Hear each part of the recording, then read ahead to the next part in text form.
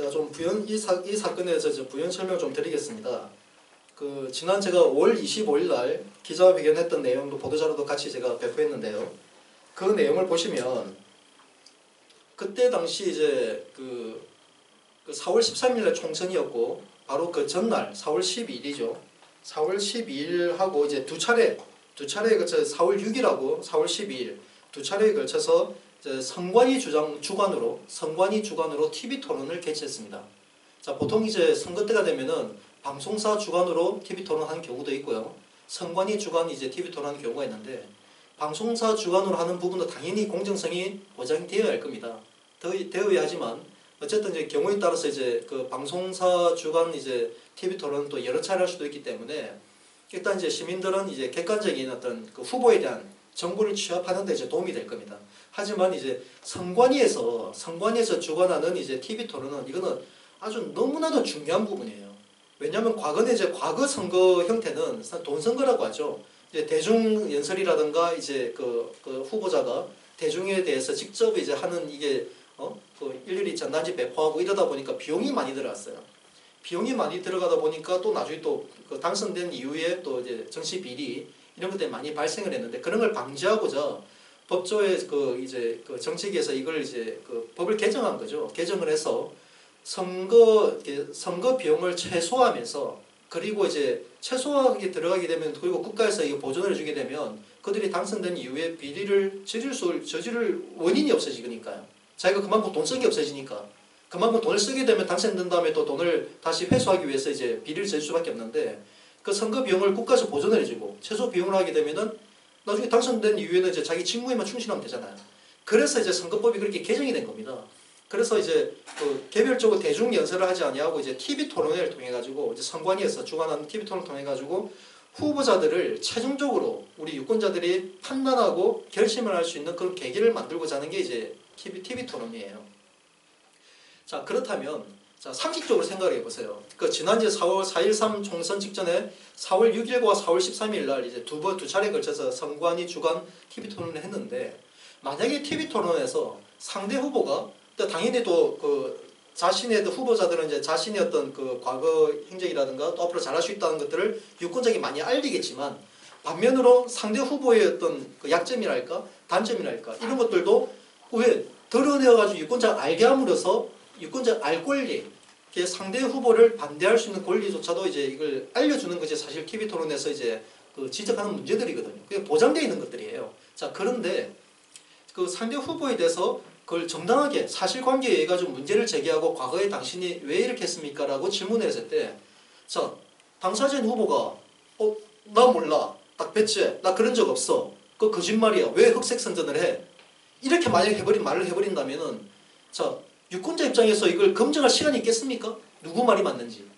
물론 이제 문제 제기했던 후보자도 나름대로 증거자료 제출하겠지만 당사자니까 당사자가 더 잘할 거 아니에요. 그러니까 당사자가 난 그런 적 없다. 너 흑색 선전이다. 막 그렇게 해버리면 유권자 입장에서 혼란스러워질 수밖에 없다는 거예요. 뭐가 진실인지. 판단할 수 있는 시간도 없고 여유도 없어요. 자, 그래서 만약에 그렇게 해가지고 당선되잖아요. 당선된 다음에 TV 토론에서 특히나 선관위 주관 TV 토론에서 거짓말한 작은 부분이라도 거짓말을 해가지고 유권자가 그 후보자 선택함에 있어서 조금이라도 오인을 준 가능성이 있다고 판단된다면 가차없이 이제 당선 무효용이 떨어집니다. 엄격해요. 다른 지역의 어떤 허위사 정표를 해가지고 현직 국회의원들이 낭만 사례들, 과거 판례 사실들 살펴보면은 아주 엄격합니다. 정말 아주 사소한 거 하나라도 이제 유권자 그만큼 이제 이게 TV 토론에서 후보자가 발언하는 부분들이 그만큼 중요하다는 사실 각인시켜주기 위해서 그래서 거짓말이 안 되게 하기 위해서 그리고 유권자가 선택하기 혼란을 주지 않기 위해서 엄격하게 합니다. 자, 그런데 진짜 이거는 참 어찌 보면은 정말 부끄러워요. 저도 이 원주가 제2 고향인데 21살 때부터 원주에 살았으니까 제2 고향과 다름이 없는데 원주에서 장애되고 있는 이런 엄청난 일들을 견제하는 수단이 없어요. 자, 제가 지난 선거 지난 이제 5월 25일 기자회견 통해 가지고 내가 적시했던 내용들입니다. 그때 보도자료 내용 보시면 나오는데 2010년도에 이제 아까 잠시 언급했지만 2010년도에 이제 지방선거가 있었죠. 그때 강원도지사 이광재 도지사가 있었습니다. 물론 그때도 이광재 도지사는 이제 대법원이 이미 대법원에 그 정치자금법 위반으로 해가지고 계류 중이었는데도 불구하고 그런데도 이 사람이 출마를 했어요. 자, 출마를 한 상태에서 어떤 일들이 벌어졌냐면은 선거 바로 3일 전이에요. 그때 이제 2010년 6.2 지방선거인데 3일 전날에 갑자기 그 단계동 이제 그 장미공원 그 장미축제가 좀 앞당겨서 열렸는데 장미축제 현장에서 이광재 부친이 새누리당 지지자에 의해서 테러를 당했다 해가지고 이게 대서특별히 돼버린 거예요. 새누리당 지지자가 소주병으로 술 취해가지고 소주병으로 그 이광재 후보를 이제 유세하고 다니고 있는 그 부친이죠. 아버지 70대 되시는 그 어르신을 소주병을 가격으로 해가지고 이제 병원에 들어눕게 만든 그런 사건이 있었습니다. 깜짝 놀랐죠. 바로 그때가 뭐냐면 3일 전이었기 때문에 바로 이제 TV 토론회 바로 직전이었어요. 마지막 TV 토론회 직전이었는데 그때 마지막 TV 토론회가 무슨 내용을 하려고 했냐면 그때 당시에 이제 이계진 의원이죠. 이계진 의원이 이제 전 의원이 이제 도지사 출마를 해가지고 이계진 의원과 이광재 씨가 둘이 붙었는데 이광재 당시 후보가 이제 손가락을 이제 자르는 이 엄지 손가락 자른 것 때문에 그 군대를 가지 않으려고 고의적으로 자른 거 아니냐 이런 얘기를 많이 돌았었어요. 그러니까 이런 문제들을 사실 이제 그때 당시 이계진 후보가 그 후보를 지지하는 세력들이 이제 그런 문제를 좀 제기 좀 해라 TV 토론을 통해서. 왜냐면은 모르는 사람들이 너무 많다 유권자들이. 네? 그 그래도 강원 도정을 그리고 그 북한과 휴전선을 앞두고 있는 그 안보가 아주 튼실해야 되는 강원도를 대표해야 될 강원도지사가 군대를 가지 않으려고 손가락을 이제 잘랐다는 그 사실에 유권자는 당연히 알아야 될 권리가 아니냐라고 많이 이제 이계진 후보한테 독촉을 했어요. 좀 제발 그렇게 얘기 좀 하라고. 근데 당시 이제 이계진 후보 입장에서는 본인의 인지도라든가 여러 가지 봤을 때 일단 이제 좀 자만을 했죠. 자만을 하면서 그리고 이제 같은 원고 선배이기 때문에 그 이광재 후보가 이제 이계진 후보의 후배였거든요. 같은 원고 이제 선후배 사이에 자기는 그렇게 네거티브하게 하지 않겠다. 이제 이렇게 이제 좀 배짱을 부린 거죠. 쉽게 말하면 사실은 이거는 절대 그래서 안 되고 왜냐하면 유권자는 알아야 될 그 객관적 사실에 대해서는 반드시 상대 후보가 지적하지 않으면 모르거든요. 지금은. 자 그런 내용이 있습니다. 자 그런데 결국은 이제 이게 막판 가가지고 이제 지지율이 처음에는 이계진 후보가 많이 한 10% 20% 앞서다가 나중에 이게 폭이 계속 줄어들었어요. 나중에 근소한 차까지 내려오니까 그때 부랴부랴 마지막 TV 토론회 때 이계진 후보 측에서 그 문제를 이제 안보 관련 문제를 이제 지적을 하려고 딱 준비를 했어요. 준비하고 그걸 하겠다라고 딱 단임받고 하려고 했는데 바로 그 전날에 이제 단계동에서 부친 테러 사건이 벌어진 거예요. 그때 언론들에서는 어땠는 줄 압니까? 새누리당 지지자가 그때는 한나라당이죠. 한나라당 지지자가 그 소주병으로 테러를 가했다. 그래가지고 이제 그 이광재 후보의 TV 토론회를 쉽게 말하면 무산시키려고 이제 했다. 뭐 이런 식으로. 그러니까 그 마치 좀 역설적으로 이렇게 여과 없이 다 방송이 때 나가버렸어요. 그럼 시간이 있습니까? 유권자 입장에서는. 그러니까 유권자 원주 지역 시민들은 아마 다 기억하실 겁니다. 그때 묻지마 투표했어요. 묻지마. 그 이광재 이제 부친 테러 사건 때문에 동정론도 있었고 괘씸하다. 어떤 놈이 어떻게 한나라당 지지자 저럴 수가 있나 해가지고 묻지마 투표해가지고 그때 당시에 2010년도 지방선거의 도의원 원주지역 도의원은 그냥 전석을 민주당에서 싹쓸이 갔어요. 자 시의원도 원래 그전에 한두 명밖에 없었는데 그때 딱 절반 동수를 가져가 버렸어요. 11석을. 자 기막힌 일들이 그때 벌어졌습니다. 그때 당시에. 자, 이 사건의 전말이 뭐였냐면은 저도 기가 막혔죠. 놀랬죠. 깜짝 놀랐죠. 그래가지고 그때 선거 바로 전날일 겁니다. 바로 전날에 선거 바로 전날에 지금 이제 정세균이에요. 지금 정세균 국회의장으로 있는 정세균이죠. 그 사람이 그때 당 대표였거든요. 그 사람이 원주를 내려옵니다. 원주를 내려와가지고 이제 그 비도로 쪽에 이제 우리 이쪽 도로 거기서 이제 기자회견을 합니다. 정세균 의원이 그때 당시에 정세균 당대표가 가운데 서고 나머지 옆으로 뭐 이광재 그리고 원창무 그리고 그 도의원 시의원 후보들이 민주당 후보들 쫙 서가지고 눈물을 흘리면서 호소를 합니다. 호소를 하고 어떻게 이렇게 할 수 있냐고 어떻게 이런 야비한 어떤 어르신을 상대로 한나라당에 의해서 계획적으로 벌어졌다고 이렇게 막 기자회견하고 선동을 해버린 거예요. 기가 막힌 거죠. 그때 제가 현장에 있었습니다. 현장에. 그 현장에 있었고 그때 당시에 이제 제가 과거에도 언급했지만 용종순 의원도 있었고 자, 왜 제가 용종순 의원을 언급하냐면은 자 결국 결과는 그리 나왔는데 이후에 이제 그 가해자 있죠. 가해자. 그 가해자가 이제 어찌됐는지 저한테 연락이 온 거예요. 저한테 한 몇 개월이 지난 다음에 한 수개월 지난 다음에 저한테 전화가 와가지고 자기가 그때 사건의 당사자다, 가해자로 이제 낙인된 당사자다. 자신은 억울하다. 자신을 좀 도와달라. 어디 가도 어디야 이게 그 천주교 정의사제 구연단인가 거기부터 해가지고 원주 시민연대부터 해가지고 이 지역의 시민 그 좌파라고 말할 수 있는 그 좌파 시민단체 다 찾아갔는데 다 외면했대요. 그래서 누구 소개받아서 저한테 연락이 왔는데 제가 서울에 있을 때 받아가지고 또 얘기하니까 이 사람이 그때 당시 그 가해자를 보는데 깜짝 놀랐죠. 어유 잘됐다. 그 사건의 진상을 알 수 있겠구나. 그러니까 그 사람 만나게 된 거예요. 그래서 만나서 내용들 파악을 해보니까 자, 한 가지 확인된 건 뭐냐면 그 가해자가 한나라당 지지자가 아니라는 거예요. 처음엔 자기가 한나라당 지지자라고 했어요. 그런데 계속 대화를 나누다 보니까 이 사람 성향이 아닌 거예요. 뭔가 좀 이상한 거예요. 그래서 계속 확인하다 보니까 자기가 솔직하게 얘기하더라고요. 자기는 원래 그 야당, 민주당 야당 지지자다. 그리고 과거에 횡성에 이제 있을 때 농민운동을 주동하던 사람이에요. 농민운동을 주동하던 사람이고 그 사실을 용종순 의원이 안다. 왜 자기네들 그런 모임할 때 용종순 의원 와가지고 격려도 하고 그랬기 때문에 그 사람이 이제 자기 자신을 안다. 자, 이 글이 된 거예요. 깜짝 놀랐죠. 그래서 이제 이게 상식 보세요. 자, 정세균 지금 국회의장입니다. 이 사람들 얼마나 야비한 건지 정말 진짜 이거 정말 그래서 제가 그때 그 1차 기자회견할 때 보이지 않는 권력을 경계해야 합니다라고 했던 이유가 바로 그거예요. 지금 박근혜 대통령의 눈에 보이는 권력들은 모든 국민들이 다 권력자니까 눈에 보이는 권력자니까 다 견제를 합니다. 언론이 하든 시민이 하든 지나가 어떤 방법 다 하는데 일거수일투족을 다 이제 감시하고 하는데 보이지 않는 권력 자칭 약자라고 위선으로 딱 듣고 있는 이런 세력들은 모르는 거예요. 사람들이 누가 권력자인지를. 그러면 뒤에서 엄청난 권력 질들을 하는 거예요.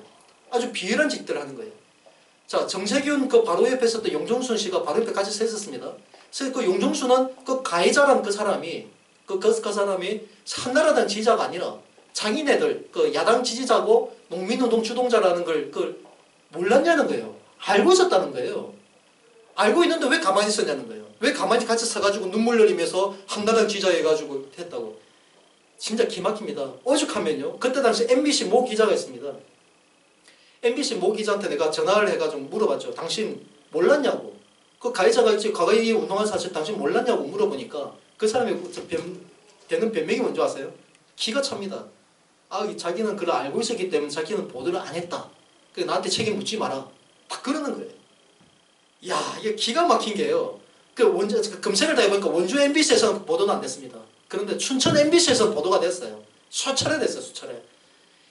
지역의 언론 기자라는 정신 상태가 그따위입니다. 그게 거짓인 줄 알면서도 지네들 성향에 있는 정당의 야당에 유리하다 판단된 입으로 확 다물어 버리는 거예요. 한마디로 유권자는 병신이 되는 겁니다. 유권자는 눈과 귀가 가려진 채 아무것도 모르고 거짓된 선동에 의해 가지고 허위로 지금 이런 일들이 이제 원주에서 벌어졌습니다. 그뿐만인가요? 그때 당시에 이제 원창목 지금 시장이죠. 지금 재선하고 있는데 저도 개인적으로 이분은 내가 미워하진 않습니다. 개인적으로 저도 친분도 있고. 근데 이제 사실 이제 정의와 진실과 정의는 사실 타협이 돼서는 안 됩니다. 근데 그때 당시에도 이제 원창목 후보에 대해서도 그때는 제 원경우 후보죠. 지금 새누리당 후보도 이 원경우 후보 그리고 그때 당시는 이제 전 시장이었던 전 시장님 성함이 뭐였죠? 김기열. 네. 김기열 시장님이 무소속 나오는 바람에 3파전이 됐었어요. 물론 이제 3파전의 영향도 있었습니다. 있었는데 일단 어쨌든 그때 당시도 원창목 시장에 대해서 이제 많은 의혹 제기들이 TV 토론에서 제기가 됐었어요. 그 중에 핵심이 뭐였냐면은 아시겠지만 어쨌든 김선태라는 분이 계시는데 그분이 과거 2002년도, 2006년도 이제 두 번 이제 원창목 시장이 떨어졌어요. 선거에 나가 낙선을 했는데 두 번 떨어질 때 이분이 이제 원창목 후보의 사무장을 맡았습니다. 실질적인 이제 정치 자금을 지원하고 이걸 했던 그런 사람이었어요. 자, 그랬던 사람인데, 자, 2002년, 2006년 두 번을 낙선하고 보니까 김선태 입장에서는 밑빠진 독에 물 붓는다는 느낌을 본인은 들었대요. 계속 자기는 이제 건설업 쪽으로 노력을 해가지고 다시 건물 지어가지고 팔고 이렇게 해가지고 수익을 창출해내는데 자꾸 이제 원창목 쪽으로 돈 들어가는 이게 이제 사실 불법 자금도 많습니다. 그런 비리도 그때 당시에 이거 고소고발도 있었는데 하다 보니까 이 사람이 나름대로 자기도 먹고 살아야 되고 가족도 있고 이다 보니까 이제 이제 그렇게 이제 자기의 자살도 이제 막 갖추거나 나가기 시작했던 거죠. 자, 그런데 그때 당시 원창목 이제 후보가 두 번은 떨어졌지만 그래도 지역에서는 권력자 아닙니까?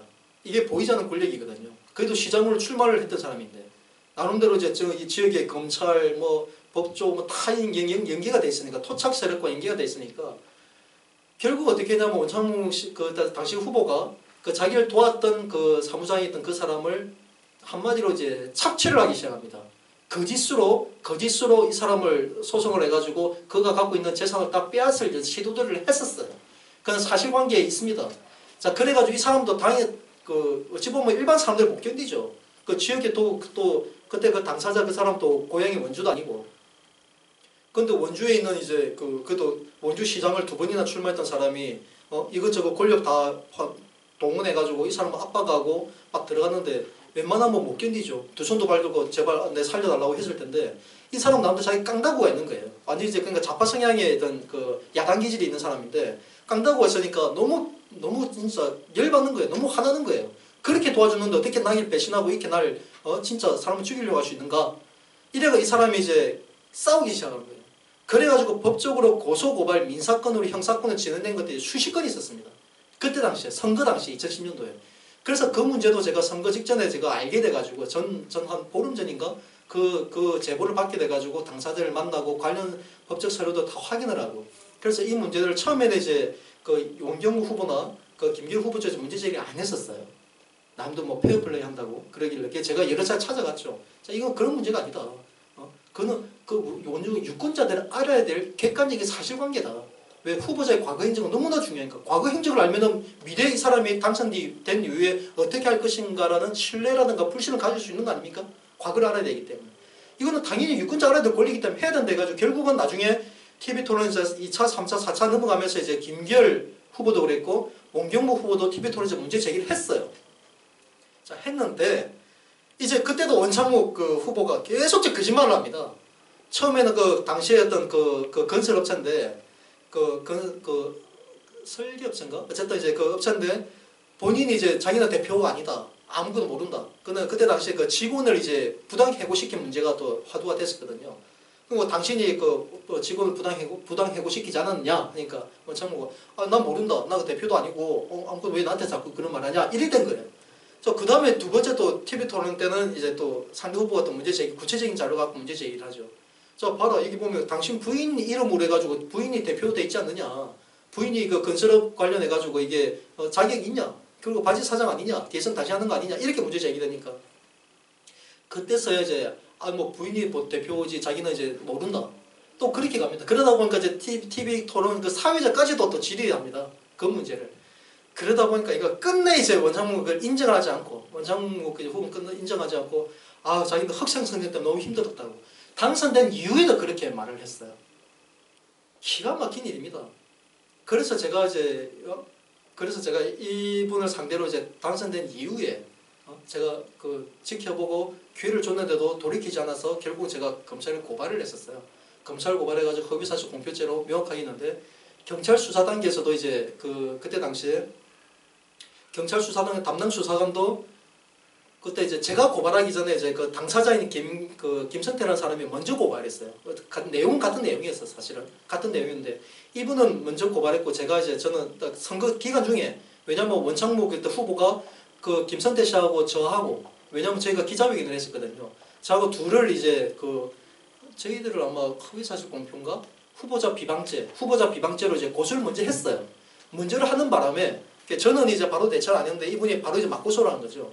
자, 그런 상황이 있었고 저는 이제 물론 이제 나중에 중간에 이분들이 저한테 고소했던 거는 스스로 취하를 했는데 당선된 이후에 제가 했죠. 하니까 그 선거법에 있어가지고 허위사실 공표는 고의성이 입증이 돼야 됩니다. 고의성 입증이 돼야 되는데 김선태 씨는 이해 당사자잖아요. 이전부터 계속 소송을 진행해 왔고 그 김선태 입장에서는 원창목 무조건 낙마시켜야 된다는 이제 목적이 있었기 때문에 사실 이걸 이해관계가 있었어요. 그러다 보니까 고의성을 입증하기가 힘들었어요. 왜냐하면 후보자는 당연히 자신은 당선되기 위해서 후보자가 준비가 나오는데 자신을 낙선시키려고 막 하는 사람에 대해서 무방비로 당할 수는 없잖아요. 자, 이런 게 자기 방어권이죠. 쉽게 말하면. 이제 그런 문제가 있어가지고 그때 수사가 사실 좀 지지부진했습니다. 초기에. 그러다가 제가 선거 결과 난 이후에 당선된 이후에 제가 고발장을 접수하게 되니까 담당 수사관도 그런 얘기를 하죠. 이제 김선태 씨 관련으로 해가지고 조사를 하게 되면은 범죄 사실을 입증하기 힘들다. 범죄의 고의성을 입증하기 힘들지만 정함철 씨가 이제 정함철 대표가 이제 한 내용을 그로 만약 하게 되면은 이거는 범죄의 고의성이 입증이 된다. 왜냐면 제가 이제 이미 기자회견도 했고 이제 그전에 어쨌든 뭐 원창모 후보도 만나서 기회를 준 사실이시기 때문에 자 그런 사실이 있었습니다. 결국은 경찰에서는 이제 기소 의견으로 그 검찰에 송치가 됩니다 사건이. 그래서 언론에도 나왔어요. 선거법 위반으로 이제 입건이 됐다 해가지고 검찰로 갔는데 그때 이제 저희가 고발했죠. 그래서 저희가 고발했는데 그때 당시도 제가 이제 그 당사자였던 이제 원경우 후보다라든가 김기로 후보 측에도 계속적으로 제가 얘기를 했어요. 당신들이 나서야 된다. 왜? 당신들 당사자니까. 당신들 나서가지고 이 문제를 계속적으로 이걸 언급하고 공론시켜야만이 이제 검찰도 이거 바로 갈 수 있다고 했는데 이제 그분들은 나름대로 이제 자기 어떤 이미지 관리도 필요했을 것이고 어쨌든 이제 좀 조심스러운 부분도 없지 않아 있었겠죠. 왜냐면 3자 공방이었기 때문에 그런 부분이 있어 결국 그분은 안 나섰어요. 결국 제가 하다 보니까 담당 검사가 무슨 이제 그 원창목 씨하고 어떤 이제 비리가 있었는지 아직 확인은 안 됩니다. 하지만 제가 담당 검사한테 수차례 얘기했어요. 당신 김선태 씨 걸로 조사를 하게 되면 범죄 고의성 입증이 힘들다. 내 걸로 해라. 그리고 나를 불러라 고발인으로. 고발인자 나를 불러가 조사를 왜 안 하냐니까 끝내 저를 안 부르는 거예요. 검사가 처음에 계속적으로 뭐 아이 정함철 씨는 뭐 그 사건 당사자가 아니고 당사자인 김선태 씨가 너무나 잘 알고 있기 때문에 그 사람은 충분히 입증할 수 있으니까 수사의 방법, 수사에 대해서는 그 검사의 고유 권한이기 때문에 저 자꾸 이제 뭘 이래라 저래라 하지 마라. 나한테 그러는 거예요. 그래서 내가 계속 이제 일단 뭐 존중하면서도 내가 지켜봤어요. 그런데 아니나 다를까 한 달 그 공소시효 한 달 정도를 남겨놓고서는 낌새가 이상한 거예요. 낌새가 이상해요. 계속 뭐 그래서 내가 또 다시 또 얘기하니까 자꾸 피하다가 나중에는 제가 한 20일인가 정도 남겨놓고 이제 20일쯤인가 공소시효 그러니까 20일 전에 제가 가가지고 검찰청 바로 밑에서 전화를 해가지고 검사님 만약에 오늘도 내가 지금 여기까지 왔는데 오늘도 만약에 저를 또 안 만나주시면은 이거는 담당 검사가 고의적으로 이걸 불기소해가지고 이걸 기소를 기피할 목적으로 저를 피하는 걸로 알고 나 이 문제 공론화시키겠다고 솔직히 바로 협박을 했어요. 하니까 그때서야 이제 검사가 이제 올라오라고 하는 거예요. 올라오라고. 그래서 제가 올라갔습니다. 그 옛날 그 구청사죠. 올라가가지고 이제 담당 검사한테 얘기하니까 검사가 이제 그때서 저한테 하는 얘기가 뭐였냐면은 아유 진작에 이제 정엄철 씨 말을 들을 걸 그랬다고. 계속 조사하다 보니까 이제 김선태 씨로 자기들 입증할 수 있을 거라 생각했는데 계속 하다 보니까 입증하기 좀 곤란한 문제가 생겼다. 딱 이런 말 하는 거예요. 그러면서 이제 그런 저한테 빨리 그 시간을 주기 위해서 자기가 빨리 결정을 내리겠다. 이번 주까지 결정을 내리겠다. 딱 그러는 거예요. 야 기가 막히죠. 내가 분명히 그렇게 얘기했는데 결국 제가 예상대로 그대로 떨어진 거예요. 아 이거 불기소 되겠구나. 이 사람이 교육적이 저랬구나. 아니나 다를까 이제 그 주에 그 불기소가 떨어졌어요. 그게 딱 그 공소시효 보름 전이었습니다. 딱 보름 전에 불기소가 딱 떨어져 버리니까 이제 어쩝니까? 제가 이제 항고를 하고 해야 되는데 항고를 했더니 뭐 이제 그 하는 고등 검찰청에서 이제 연락이 와가지고 이제 시간이 없으니까 재정 신청을 해라. 법원에 재정 신청을 하게 되면은 이제 법원에서 판사가 직접 이걸 정식 재판을 할 것인지 그냥 기각시킬 건지 판단하거든요. 그렇게 연락 왔길래 이제 시간이 없어서 저도 이제 재정 신청을 넣었죠. 넣었더니만 이제 물론 저도 관련 규정 그때 다 확인을 했는데 뭐 그때 이제 고등검찰청에서 가능할 거라고 이렇게 얘기해가지고 했는데 최종적으로 이제 그 법원에서 고등법원에서 딱 판결 나온 결과가 뭐냐면은 저는 이제 당사자가 아니라 당사자 부적격. 그러니까 선거법 공직선거법 관련해서는 후보자하고 정당 그리고 선관위 이 세 군데만 재정 신청에 자격이 있다는 거예요. 그러니까 저는 3자잖아요. 자, 그러니까 이게 기각이 되고 끝나버렸어요. 이게 기가 막힌 노릇이죠. 자, 그랬습니다. 그때 그랬던 이유가 결국은 이제 당사자 후보가 안 나서버리니까 그 당장 그 검사가 뭐 원창모 그때 당시 후보하고 어떤 모종의 거래가 있었는지 모릅니다. 확인을 안 됐기 때문에. 하지만 사실 검사가 정말 이거는 해서는 안 될 짓은 했죠. 분명히. 제가 수차례 찾아가가지고 분명히 언급했고 질의했을 때는 본인이 애써 거부하더니만 결국은 제가 우려했던 그대로대로 결과가 나왔잖아요. 자. 그리 됐습니다. 그래서 제가 지난 2014년도죠. 이제 거의 4년 뒤에 이번에 또 선거 때 또 이제 불거진 거예요. 이게 또 원창모 후보에 대한 여러 가지 또 문제 제기가 됐는데 그때도 이제 뭐 그런 거 뭐 또 사실을 얘기하지 않고 또 뭐 허위된 부분도 있었지만 또 결정적인 게 뭐냐면 이제 원창목 이제 원창무 그때 후보가 그 공보물이 있습니다. 선거 공보물. 공보물에 보면은 범죄 사실 그 조회가 있거든요. 기록하는 게 있거든요. 그때 저도 이제 그 도의원 무소속으로 출마했기 때문에 그 내용을 제가 압니다. 그 절차를. 경찰서에 저희가 가게 되면은 범죄 사실 조회서를 경찰서에 떼요. 그러면 경찰서에서 이제 그 후보자에 대한 범죄 사실 조회서를 회고서를 떼줍니다. 그러니까 우리가 그 내용을 확인을 해요. 혹시 내가 과거에는 그대로 맞는지 빠진 게 있는지 누락된 게 있는지 확인한 다음에 그걸 그 선관위에다 제출합니다. 선관위에 제출하면 선관위에서 그 내용을 그대로 공보물에다 표시를 해요. 자, 표시를 하게 돼 있습니다. 그래서 이제 공보물 그 제정은 우리가 하는 거지만 이제 선관위 홈페이지, 공식 홈페이지에 들어가면 후보자에 대한 전과 기록 이런 것들을 다 기록하죠. 그 후보자 제출한 걸 가지고 하는 거거든요. 자, 이런 과정이 있습니다. 자, 그런데 문제가 뭐가 됐냐면은 원창무 그때 당시 이제 후보가 그 범죄 사실들이 벌금형이 2개가 있었어요. 벌금형이. 그 정확하게 기회가 안 나는데 2가지가 있었는데 경찰서에 이제 범죄 사실 조회서를 회부서를 받아보니까 하나가 빠진 거예요. 그 중에.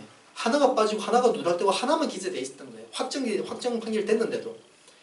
자, 그러면 이제 이걸 원창무 그 후보 입장에서는 이제 경찰서에서 이걸 떼준 거니까 그냥 그대로 확인을 했든 안 했든 간에 그냥 그대로 선관위에 제출하는 바람에 결국 하나가 누락된 상태에서 공보물에 표기가 되고 그 홈페이지에 전산상에 다 올라간 거예요. 자, 이 문제가 어떻게 됐냐면 어찌 보면 이게 별거 아닐 수도 있죠. 큰 문제가 아니에요. 왜냐하면 전과가 아예 차라리 있는 걸, 전과 하나든 2개든 있는 걸 2개 다 누락시켰다면은 유권자 입장에서는 좀 뭐야? 전과가 없다고 했는데 나왔네? 이러면 전과 때문에 전과 후보자 싫어하는 유권자도 있기 때문에 영향을 줄 수 있잖아요. 그런데 이 경우는 2개의 전과 중에서 하나만 누락되고 하나는 표기가 됐어요.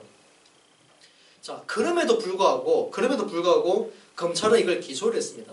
그 과정이 어떻게 됐냐면은 원경목 당시 후보 상대 후보가 이 문제를 정식으로 검찰에다 고발한 거예요. 정식으로 고발하다 보니까 검찰 입장에서도 이제 어떻게 한쪽을 눈치를 볼 수 없지 않습니까? 쉽게 말해 양쪽 후보가 다 하나의 권력이면 권력자니까. 그러니까 이제 검찰에서 이걸 이렇게 하다가 결국은 기소가 됐고 그게 1심에서 벌금 90만 원의 선고유예가 됐습니다.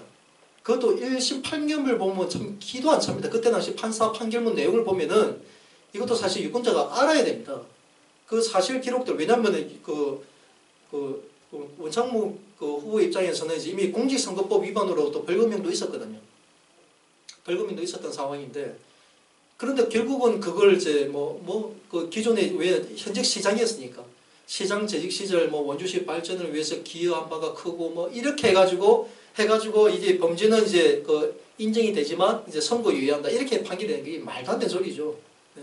말도 안 되는, 솔직히 그 판사도 솔직히 제가 상당히 의심스러워요. 어떤 모적인 관계가 있지 않았는가 의심스러운데 결국은 그리 됐지만 결국은 그럼에도 불구하고 이제 원창무 후보는 항소를 했어요. 항소를. 그래서 항소심에서 춘천고등법원에서 어떻게 판결을 했냐면은 선고유예를 빼고 오히려 다 강화됐어요.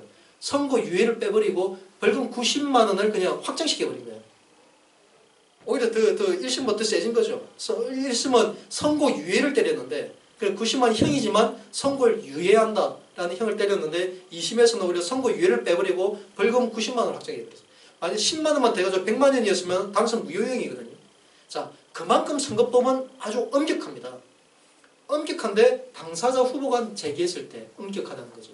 자, 그래서 이번에 이제 제가 지난 25일 날 원창목 시장에 대한 제가 이제 고발 문제 제기를 했을 때 제가 말미에 그랬습니다. 제가 고발할 수도 있지만 과거 이제 전례를 봤을 때 우리가 고발해가지고는 검찰에서는 하지 않는다라는 인식이 있었기 때문에, 왜냐하면 충분히 손이 탈 가능성이 많았기 때문에, 그래서 당사자 후보나 정당 측에서 이 문제 반드시 고발을 하시라고 제가 요구를 했습니다. 결국은 이제 이광 후보 측에서 이 문제를 제기했죠. 후보 측에서 문제를 제기해가지고 이게 정식 고발이 되어가지고 하다 보니까 지난 11일 날 어제가 13일이 이제 공소시효가 만료일인데 이틀 전 11일 날 검찰에서 기소한 겁니다. 자, 제가 그간에 이제 이런 내용들을 쭉 설명드린 이유는 지금 이 자리에는 계시지 않지만 이 영상이 많이 이제 유포되고 알려졌을 때 원주 시민들이 반드시 이 진실을 아셔야 된다는 겁니다. 이 지역에 어떤 지금 비리가, 어떤 부조리와 어떤 불이함들이 지금 이 원주 지역을 휩쓸고 있는지 아셔야 된다는 겁니다. 지금 당장은 우리 개개인의 삶에 나하고 관계 있겠어? 누가 시장 되든 말든 국회의원 누가 되든 말든 무슨 상관이 있겠어? 할지 몰라도 결국은 그들로 인해 가지고 보세요. 원창목 시장이나 이분들이 약점이 없겠습니까? 지역의 언론 기자들, 언론 노조에 소속되는 기자들이 다 알아요, 다 알아. 아는데도 다 침묵을 해줬어요. 도와줬죠, 쉽게 말하면.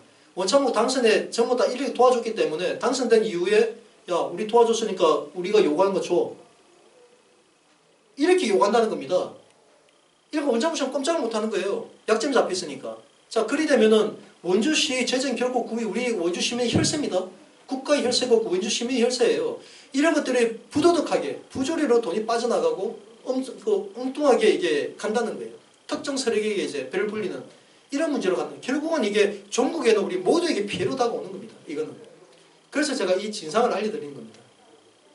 그래서 제가 오늘 기자회견을 하게 된 목적은 송기현 후보 측에서 만약에 이제 이번에 기소된 건으로 인해 가지고 아마 또 이제 그 기자회견이나 추후에 할 수도 있습니다. 자, 할 테면 하라는 거예요.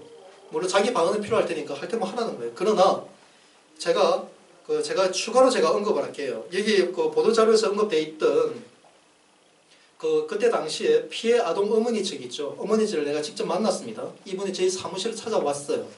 와가지고 1시간, 2시간 넘게 충분히 대화를 나눴습니다. 하나하나 다 확인했어요. 사실관계를. 그렇게 해가지고 확인을 했는데 나중에는 알고 보니까 이분이 이제 그 피해자 아동 어머니도 성향이 정치적 성향이 이제 야당 성향이에요. 새누리당 지지자가 아니고 그러다 보니까 이분이 좀 정치적으로 좀 부담을 느낀 것 같아요. 왜냐하면 같은 이제 물론 자기는 송기현 그 의원에 대한 개인적인 마음은 솔직히 반감이 많지만 그래도 같은 성향이 당이기 때문에 이 주변에서 많이 압력이 많았나 봐요. 많이 이제 본인 조심스러워했어요. 그래서 제가 5월 25일에 회견 하기 전에 많이 이제 좀 곤란한 문제가 좀 생겼었습니다. 왜냐하면 이분이 갑자기 저한테 완전히 뭐랄까 문제 제기하지 말라고 나한테 이제 얘기할 정도였으니까. 그래서 제가 그분한테 얘기했죠. 아니다. 이 문제는 당신은 개인적인 이제 자녀분의 그 문제 관련해 가지고 그런 감정이 있을지 모르겠지만 그게 공직선거 기간 중에 이게 공식적 언급되기 때문에 이거는 개인의 사사로운 감정이 아니라 공공의 이익의 목적이기 때문에 당신이 하지 말았는데 내가 안 할 수 있는 게 아니다. 난 할 수밖에 없다. 자, 그렇게 얘기된 겁니다. 그런데 물론 모르겠어요. 이게 검찰에서 이번에 이게 기소하기까지 아마 이 어머니 당사자니까 이분이 이제 검찰에 출석을 해서 아마 그 참고인 조사를 받았을 가능성도 있고 아니면 거부했을 가능성도 있는데 어쨌든 사실관계는 제가 5월 25일에 다 적시를 했으니까요. 자, 이렇게 제가 오늘 기자회견 취지가 바로 이겁니다. 이제 원주 법원에서 이 사건을 판단할 건데 이게 단순한 문제가 아니라는 겁니다. 단지 현직 의원을 만약에 이제 다시 이걸 당선 무효용을 때려서 다시 재선거를 치르게 된다면은 분명히 이제 원주 시민의 입장에서는 솔직히 그 고통이랄까 세금이랄까 이런 것들이 피해가 클 겁니다. 하지만 지금 여기서 이런 선거 때마다 벌어지는 거짓말 선거가 지금 바로잡지 못하면요 앞으로 선거도 희망 없습니다. 저는 정말 희망 없다고 봐요. 그래서 정말 저도 개인적으로 송기현 의원에 대한 마음은 솔직히 아프고 미안하고 어쨌든 안타깝지만 어쨌든 본인이 자초한 거니까 안타깝지만 어쨌든 이 문제를 정말 공정하게 다시는 이런 범죄 사실이 그리고 다시는 이렇게 우리 헌정 질서를 유린하는 사태가 발생하지 않게끔 그리고 정치인으로 출마하는 사람들이 정말 자신의 말 한마디 한마디가 유권자에게 전달될 때 정말 한 번 선택하면 돌이킬 수 없잖아요. 그 임기 끝날 때까지. 그게 얼마나 중요한지 TV 토론에서 내가 발언한 내용이 얼마나 중요한지 자기 설사 내가 만약에 좀 부족한 문제 있고 내가 과거에 잘못한 부분이 있으면은 솔직하게 얘기했으면 얼마나 좋아요. 솔직히 그때 당시에 그 송기현 입장에서 충분히 일리는 있어요. 이 사람은 그때 당시에가 항의했던 그 사실대로 인정을 하고서 이제 그걸 솔직히 인정을 하고서 접근했었더라면은 오히려 유권자 입장에서는 그래 문제는 그거예요. 그 사람이 과거에 잘못했느냐 안 했느냐가 문제가 아니라 설사 당신이 과거에 잘못했다더라도 솔직히 그걸 드러내고 인정을 하고 용서를 구하는 용기 그런 용기가 있는 사람이면 다시는 그런 범죄를 저지르지 않을 거라는 기대가 있기 때문에 오히려 더 지지를 더 받습니다. 그런데도 불구하고 과거 이제 더불어민주당 그때는 민주당이지만 소속의 후보들은 그냥 이제 선거만 끝나면 끝이다라는 이런 왜 언론 노조가 다 뒷받침해 주거든요. 만약에 이게 이제 그 야당 쪽이 아니고 만약에 새누리당 후보가 이런 일이 벌어졌다. 무슨 일이 벌어졌을까요? 이 자리에 기자들하고 벌떼처럼 달려들었을 겁니다. 벌떼처럼 달려들어가지고 거기 현직 의원이라도 새누리당 국회의원 낙선시켜야 된다고 진짜 발광을 했을 거예요. 발광을. 내가 이런 표현을 쓸 정도까지입니다. 그만큼 이제 원주 지역 언론 기자도 썩을 만큼 썩었다는 거예요. 어떻게 지금 이거 제가 5월 25일 날 기자회견 했던 내용 결국 그대로 기소되지 않습니까? 검찰에. 기소됐는데 이게 원주 시민의 알 권리가 아니면 뭐가 알 권리입니까 도대체? 그리고 오늘 이 기소 관련해가지고 이렇게 기자회견 한다는데 한 놈 나갔어요. 한 명도. 네, 솔직히 한 놈이란 표현까지 제가 진짜 감정적 쓰게 되는데 그 정도로 제가 좀 격분한 마음, 그런 마음입니다. 이건 아마 저 마음뿐만이 아니라 이런 진실들을 원주 시민들이 안다면 함께 아마 공분해야 될 사안이라고 저는 확신합니다. 자, 그리고 제가 이걸로 일단 오늘 기자회견을 제가 마치도록 하고요. 이 내용들을 제가 다 영상 편집을 해서 다 공개하도록 하겠습니다.